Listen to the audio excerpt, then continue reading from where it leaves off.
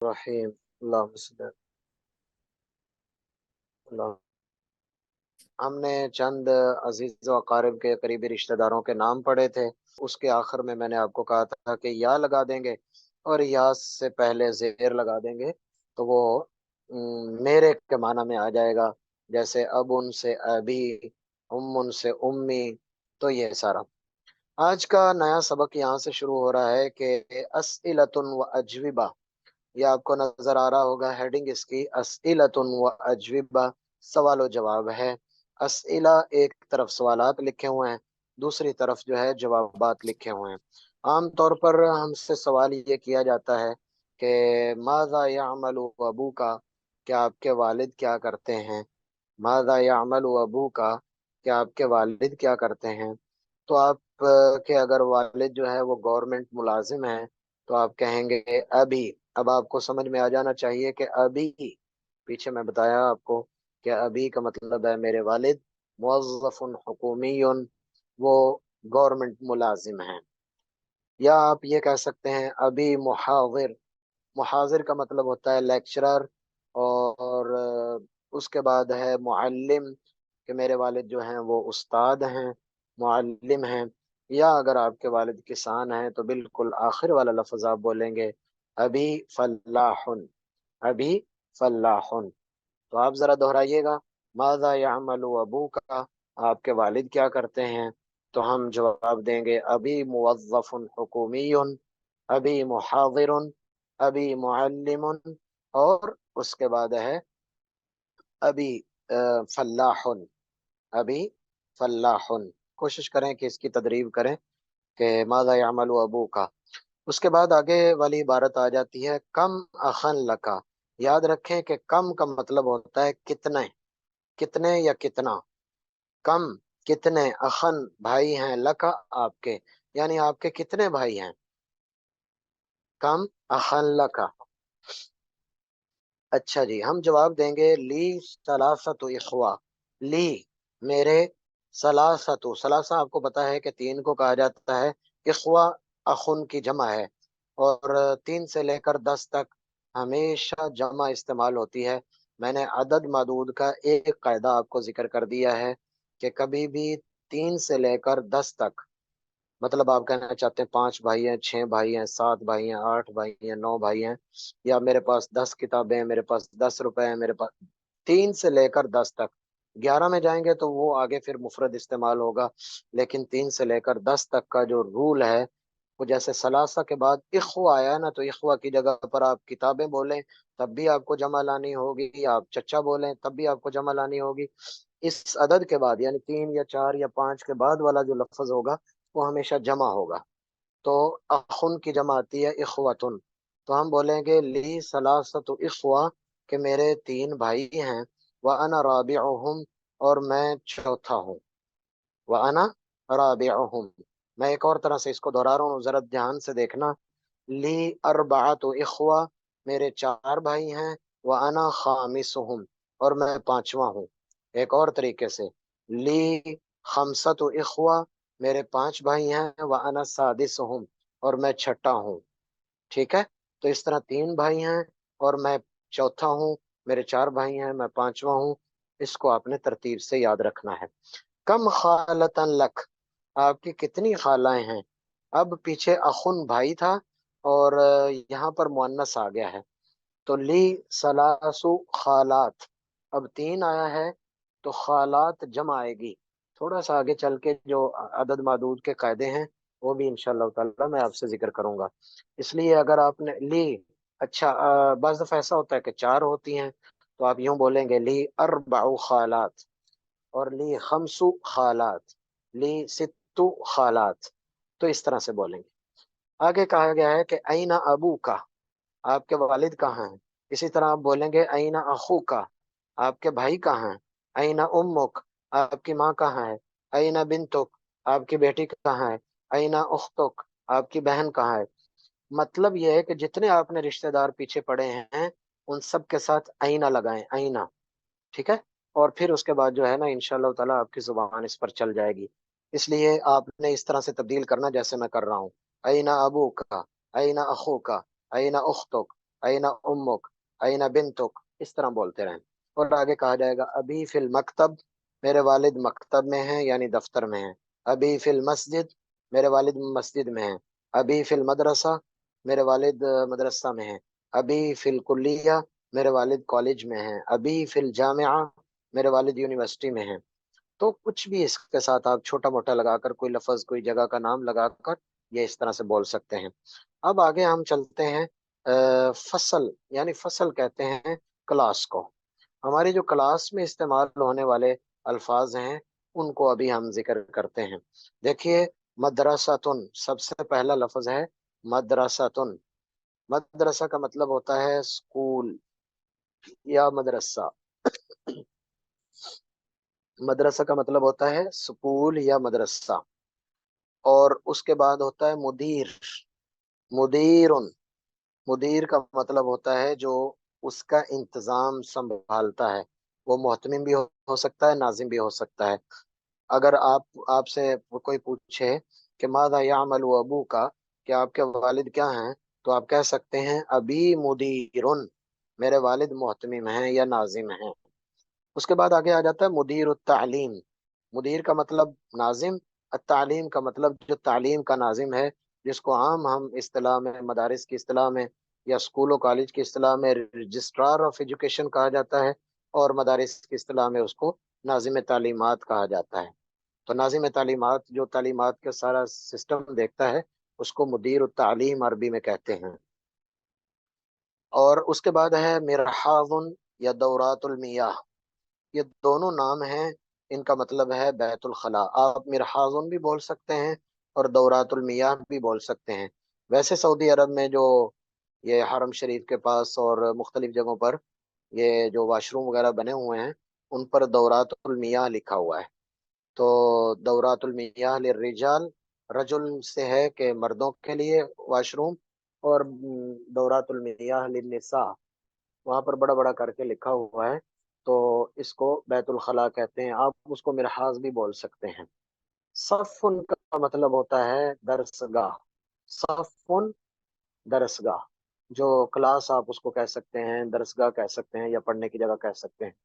मिनहतुन शहरिया, मिनहतुन शहरिया, माहाना वजीफा। मिनहतुन शहरिया, जरा इस लफ्ज को मेरे साथ इसकी अदायगी करें। मिनहतुन शहरिया, मिनहतुन शहरिया, माहाना वजीफा। रसूमुन शहरियुन, रसूमुन शहरियुन, माहाना फीस। बिताकतुल मदरसा, बिताका। यहाँ पर ये जहन में रखें कि बिताका, हर चार कोनों से कटी हुई चीज को बिताका कहते हैं। जितना हमारा शनाख्ती कार्ड होता है, उतना जो चीज होती है उसको बिताका कहा जाता है। बिताकतुल शख्सिया माना शनाख्ती कार्ड होता है। बिताकतो यूफोन, कार्ड, यूफोन का कार्ड। बिताकतुल मदरसा, मदरसे का कार्ड। उसके बाद आगे आ जाते हैं फसूलुन दिरासियतुन। फसूलुन जमा है फसल की, और दिरासिया का मतलब होता है तालीमी, यानी दरसगाहें। तालीमी दरसगाहें, तालीमी दरसगाहें। ये वो चीज़ें हैं, ये वो अल्फाज हैं जो हमारे आम तौर पर हम क्लास वगैरह में बैठे होते हैं तो इनका इस्तेमाल होता है। कि अरबी सीखने के लिए एक चीज़ बड़ी ज़रूरी है कि हम कम अज़ कम जो माहौल है ना हमारा, मतलब हम क्लास में रहते हैं, हम घर में रहते हैं, उसको हम सबसे पहले कवर करते हैं ताकि वो हमें बोलना आ जाए, और फिर आहिस्ता आहिस्ता हम अगली जो एडवांस लेवल की अरबी है उस तक पहुंच जाएं। जब हम मेरे सामने पड़ा हुआ कलम है उसको मैं नहीं बोल सकता, मैं दफ्तर नहीं बोल सकता, और मैं इस तरह से जो आमतौर पर स्टेपलर नहीं बोल सकता, स्विच नहीं बोल सकता हूँ, पाँव नहीं बोल सकता, हाथ नहीं बोल सकता, तो फिर लंबी लंबी अरबी इबारत हमें नहीं आती है। तो इसलिए फसूल दिरासियत माना होता है तालीमी दरसगाहें। और मुअल्लिदुल कहरुबा, मुअल्लिदुल कहरुबा, ये जनरेटर को कहा जाता है। मुअल्लिदुल कहरुबा चूंकि वो पैदा कर रहा होता है बिजली को, तो जनरेटर को मुअल्लिदुल कहरुबा कहते हैं। मकतब नीचे लिखा हुआ है दूसरे नंबर, इससे बाद वाले में मकतब लिखा हुआ है, उस तरह का ये लफ्ज है। मकतब का माना होता है दफ्तर, मकतब का माना होता है दफ्तर। हाजा मकतबुल मुदीर। अब देखिए, हाजा मकतबुल मुदीर, یہ مدیر کا مکتب ہے، یہ مدیر کا دفتر ہے۔